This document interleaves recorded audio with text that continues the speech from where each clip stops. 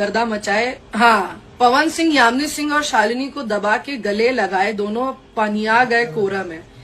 ये सब क्या है? हाँ, ये सब सिखाया जाता है आपको आपके घर में? बहुत गलत है। तो भाई हमारे पवन सिंह की कौन से बातों से यामिनी सिंह लाई भाई, तो आप लोग वीडियो को लास्ट तक देखें। तो बता दें भाई कि कुछ दिन पहले पवन सिंह का स्टेज शो था जो कि छपरा में था।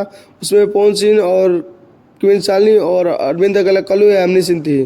तो बता दें भाई कि उस स्टेज शो से पवन सिंह ने यामिनी सिंह से एक सवाल किए कि आप दिल से बताइए कितने गलत हैं हम। तो बता दें भाई कि कुछ दिन पहले खेसारी लाल यादव की टीम में काम कर रही थी यामिनी सिंह, तो उस टाइम एक स्टेटमेंट दी थी जिसमें बोली थी कि पवन सिंह बहुत गलत है।